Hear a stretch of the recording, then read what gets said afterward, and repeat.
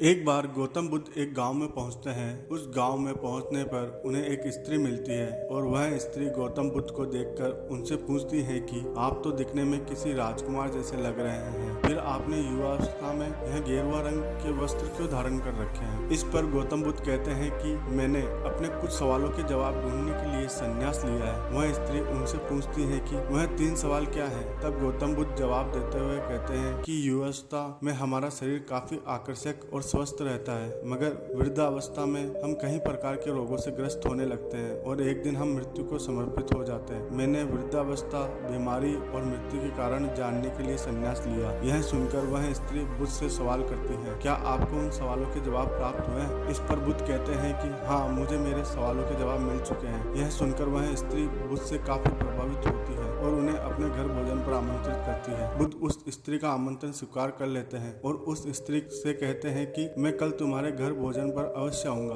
यह कहकर बुद्ध उस जगह से चले जाते हैं। जब यह बात गांव वालों को पता चलती है तो बुद्ध के पास जाते हैं और उनसे पूछते हैं कि क्या आप उस स्त्री के घर जाने वाले हैं। बुद्ध ने पूछा कि आप सब ऐसे प्रश्न क्यों कर रहे हैं। तो इस पर गांव वाले कहते हैं कि उस स्त्री के हाथ का तो कोई पानी भी ना पिए, वह स्त्री चरित्रहीन है। जवाब में बुद्ध कहते हैं कि अगर ऐसा है तो मैं उस स्त्री के घर बिल्कुल नहीं जाऊंगा, पर तुम सब मेरा एक काम करो, अपने गांव का सबसे समझदार और ज्ञानी व्यक्ति मेरे पास ले आओ। गांव वाले वैसा ही करते हैं जैसा कि बुद्ध ने कहा और वह अपने गांव का सबसे समझदार और ज्ञानी व्यक्ति बुद्ध के पास ले आते हैं। बुद्ध उस ज्ञानी व्यक्ति से पूछते हैं कि क्या यह गाँव वाले उस स्त्री के बारे में सत्य कह रहे हैं। ज्ञानी व्यक्ति कहता है, हाँ श्रीमान, गाँव वाले बिल्कुल सहज कह रहे हैं और वह स्त्री चरित्रहीन है। यह सुनकर बुद्ध कहते हैं कि ठीक है, मैं उस स्त्री के घर बिल्कुल नहीं जाऊंगा, पर क्या तुम मेरे एक सवाल का जवाब दे सकते हो। ज्ञानी व्यक्ति कहता है, जी बुद्ध, आप जो चाहे मुझसे पूछ सकते हैं। बुद्ध उस व्यक्ति से पूछते हैं कि एक बात बताओ, तुम्हारे पास कितने हाथ हैं। यह प्रश्न सुनकर ज्ञानी व्यक्ति कहता है कि आखिर यह कैसा सवाल हुआ श्रीमान, सबके पास 2 हाथ ही होते हैं और मेरे पास भी 2 ही हाथ हैं। बुद्ध कहते हैं, ठीक है,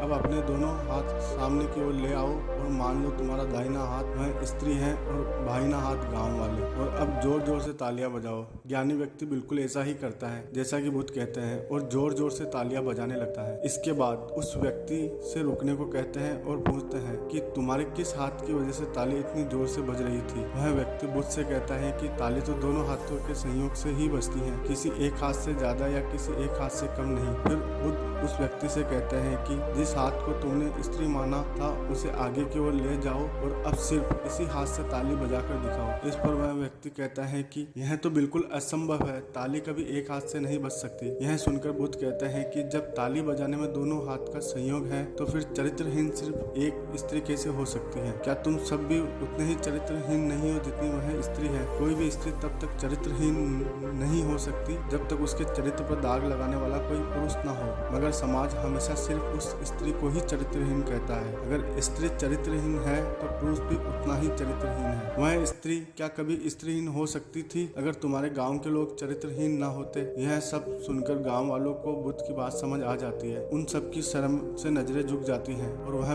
सब बुद्ध से माफी मांग लेते हैं और उस गांव के लोगों के मन में उस स्त्री को लेकर जो कड़वी छवि थी वह हमेशा के लिए बदल जाती है। दोस्तों, अगर किसी गलती में 2 लोगों का संयोग रहा है तो हम किसी एक पर दोषारोपण नहीं कर सकते। वह दोनों ही समान रूप से गलत होते हैं। ठीक उसी प्रकार जिस प्रकार ताली बजाने में दोनों हाथों का संयोग होता है, किसी एक का नहीं।